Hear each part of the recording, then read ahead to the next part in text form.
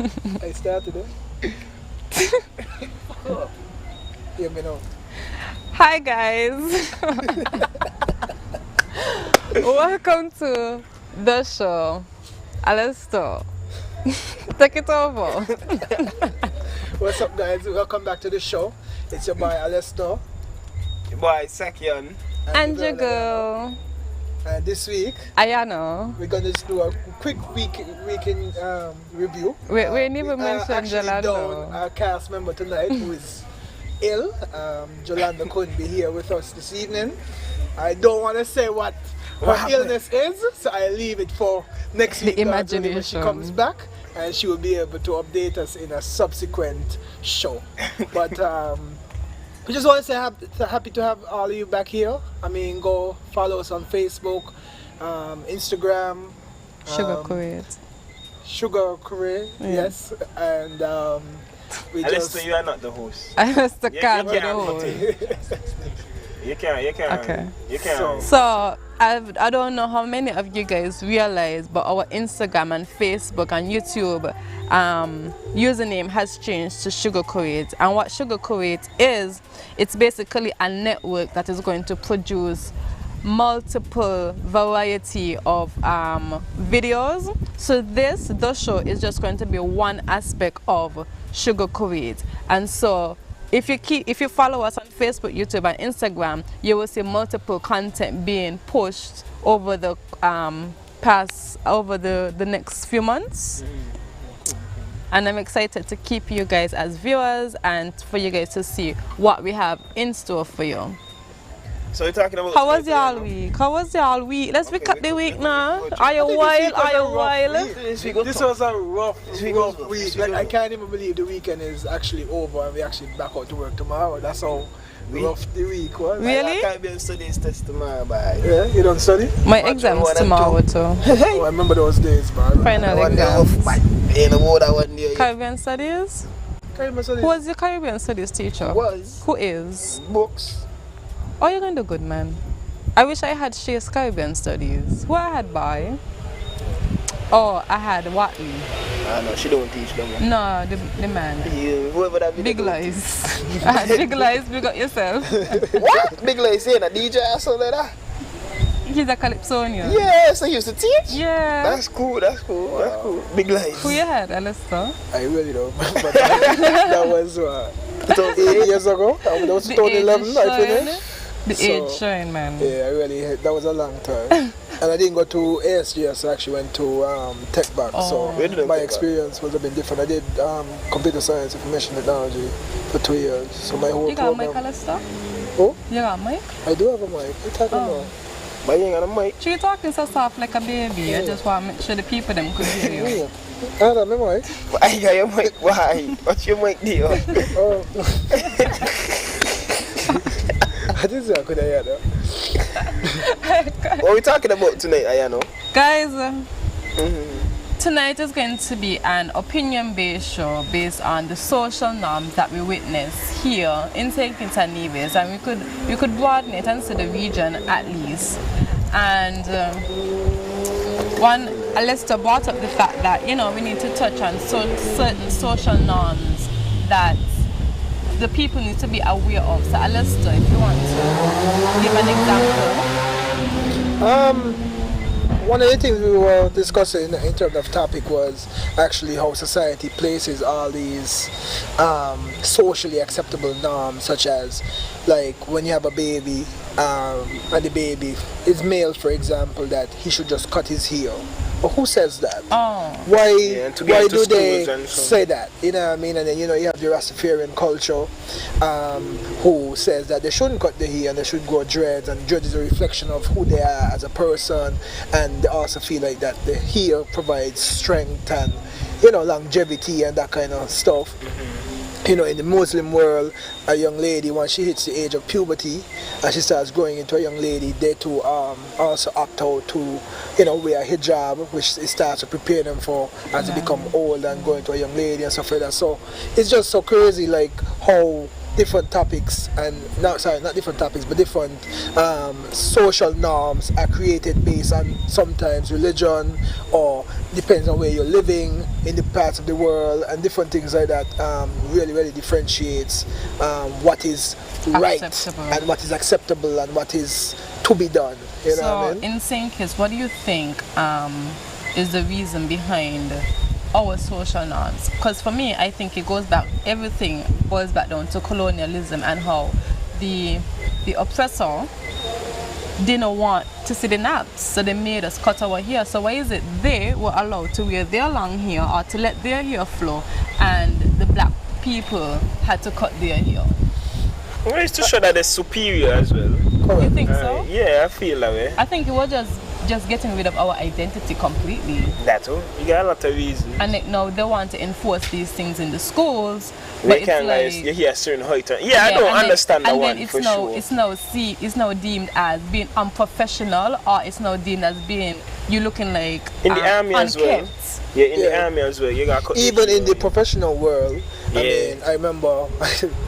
I don't even want to call the person's name, but I remember I met this person when I was in Canada. I actually had dreads, and I remember when I was coming home, they said to me, "If you really want to get a job, you're gonna have to cut your hair."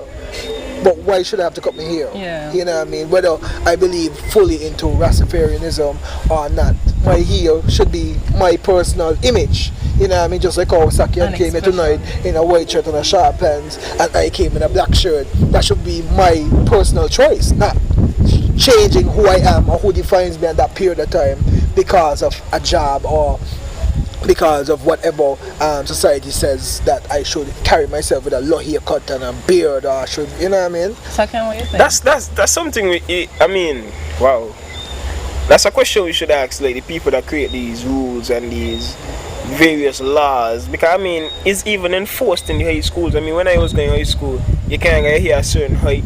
So that won't give you the opportunity to go your locks them, because you gotta start somewhere. And it's like, why? So what is the purpose? I'm not sure. That's the thing. I feel like we should. Okay, I know girls weren't allowed to wear braids and colors because they said it's a distraction. But what is the purpose for men not going out there here? It doesn't have. I think it's a very good reason for men to just, or persons generally, to express themselves. I mean, think of it. Like you are a person, and you must be able to represent yourself how you see fit. Exactly. And I keep feeling like sometimes so much emphasis is placed on quote unquote the wrong things. Exactly. Like, for example, in the US, you go to school or you go to any private school anywhere, you're allowed to carry your hair, whatever. Not because you're paying a school fee, but it's just like that's who you are, and be who you are, and be your true self. You know what I mean? So I just find that generally they just have all. I think it's because it's free as well. Talking about the high school and why they're telling people continue here. But I think because it's something. Yeah, even at the primary school level, it's something free. Like something we ain't paying for. They're just using a lot of methods to control. You couldn't. I used to but I just don't understand the reasoning behind it. But you know, in New York, I think recently they made it illegal for you to discriminate against a woman based on how her hair is, like a black woman.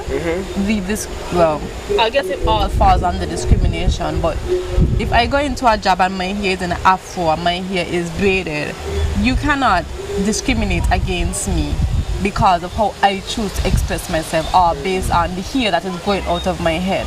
So why is it down here we are not going with the times? I don't think we have enough social activism out there to really lobby for the do's and don'ts of society. Even though you say it's like the emphasis is being focused on the wrong set of things, like being placed on there. Why me going up my here is not stopping me from learning. Exactly. And that's my primary reason for coming to high school. So it's like, why you putting so much attention on what coming out of my head instead of what you're putting in my head?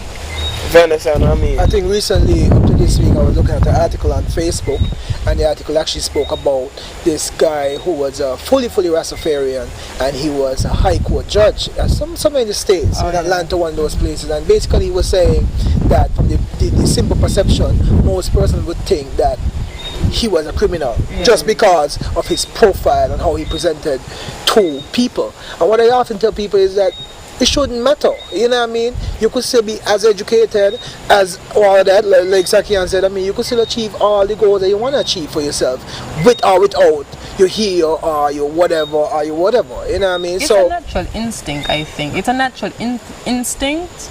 I don't know if it's innate or if it was taught. I think it's a generational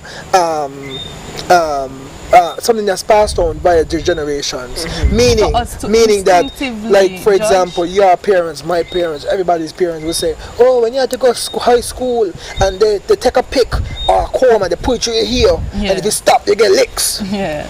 What's the connection?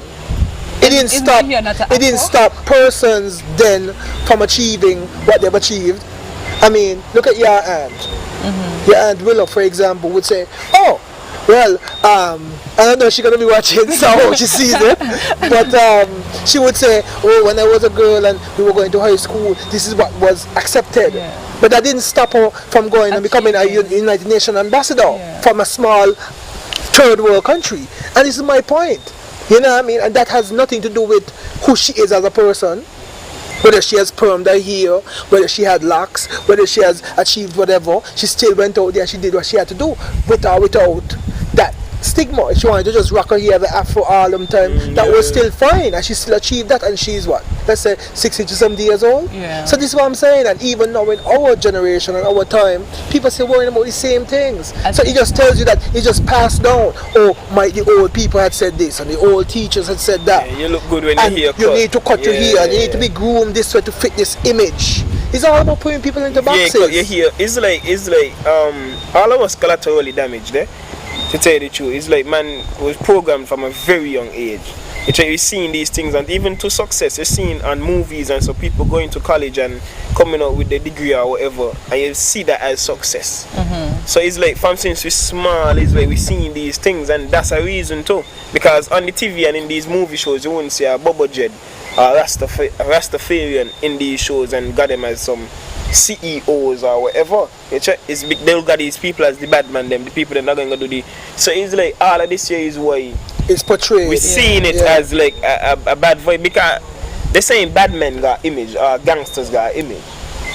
Why the gangsters image and the people with the nice fade and the trim up nice and so. Them days gangsters so. Literally, I so don't it's think like that gangsterism has a look.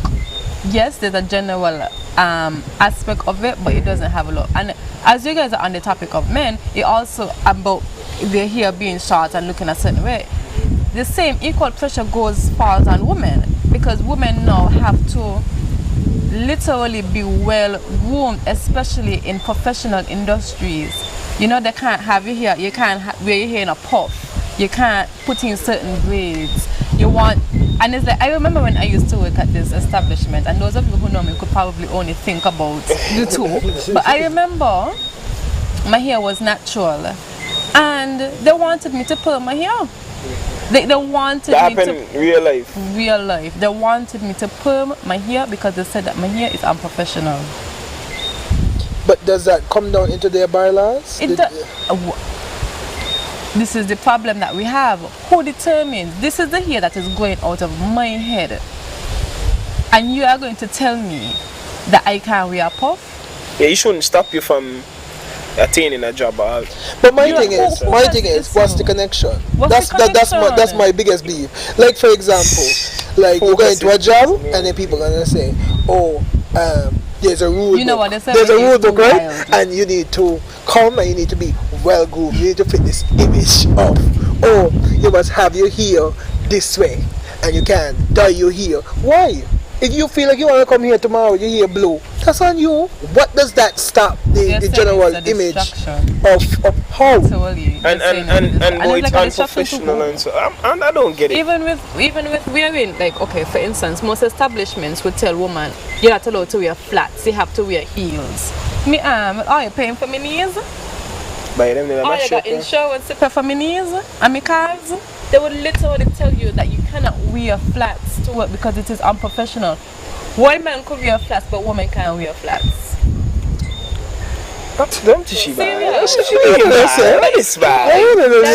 is how business establishments portray women and portray this professionalism. And as you talk about social norms, But we can't wear sneakers. We can't really wear sneakers. We can't wear sneakers unless it's Friday. To wear sneakers, so. But we want to.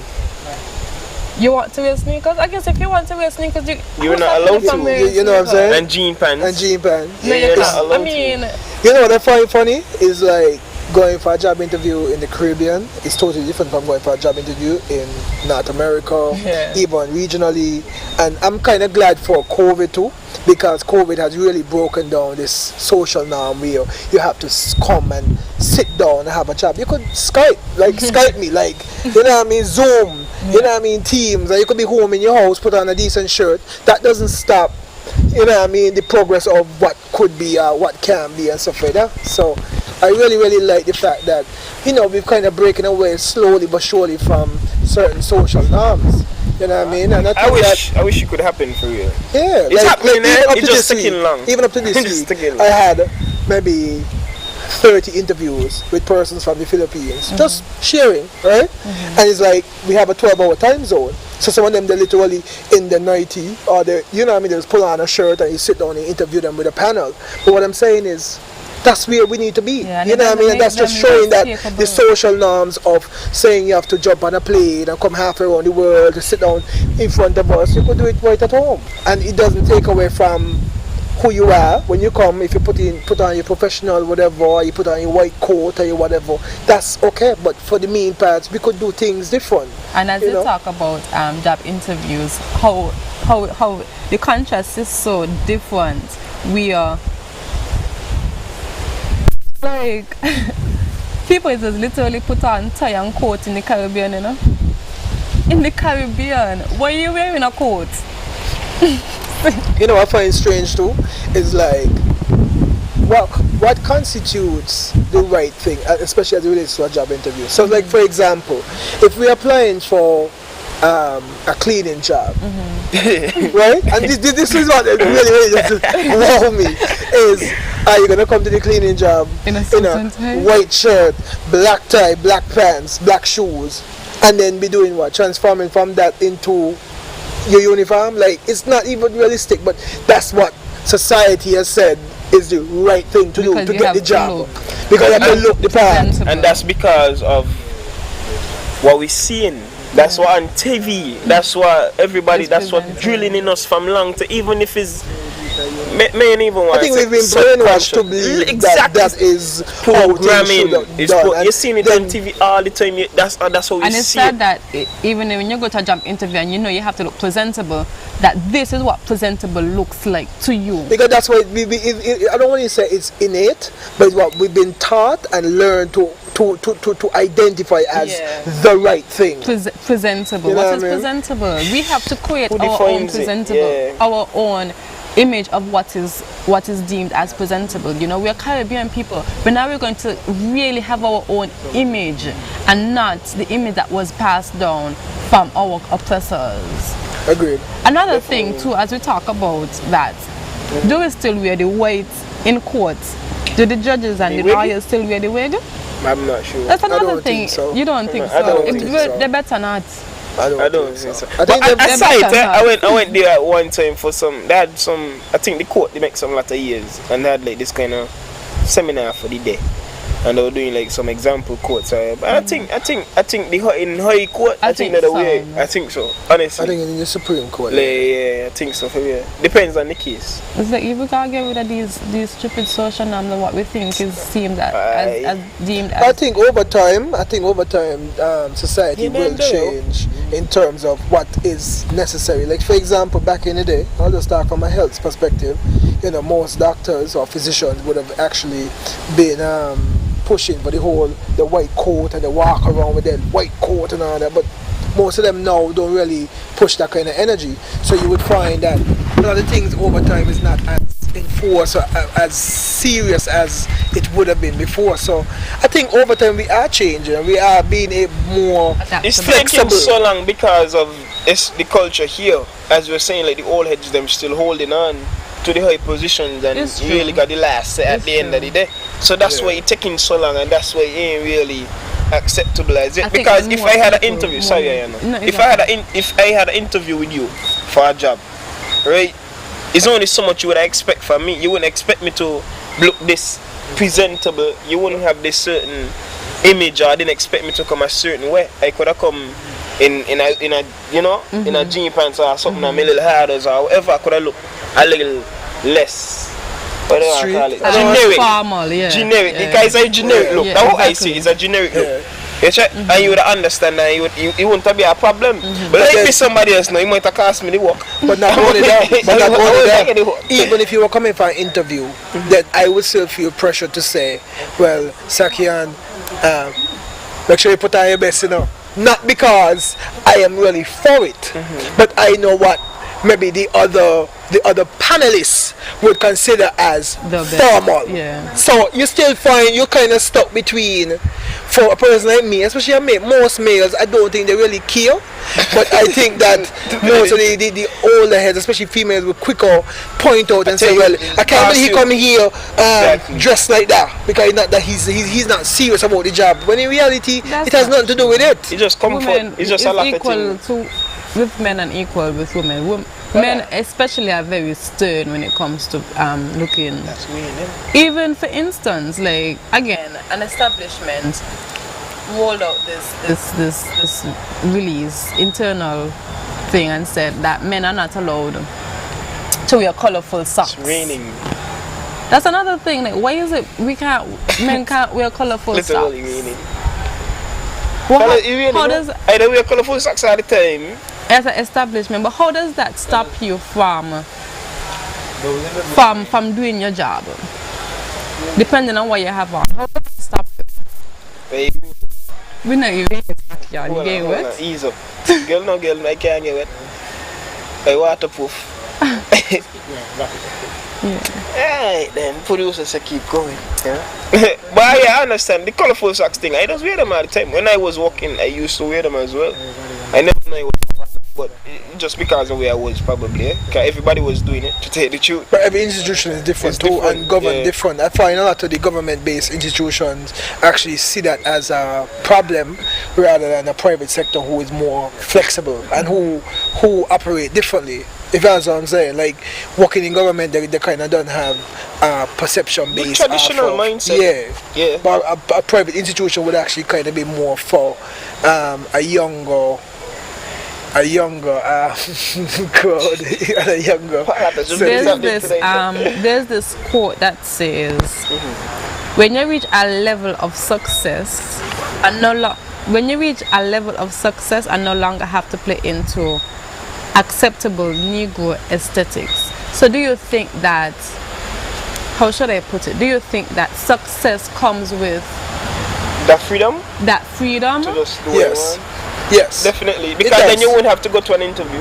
It does. And I also would say too that success, I think, gives you a different level of, it gives you that freedom that causes you not to fit the mold.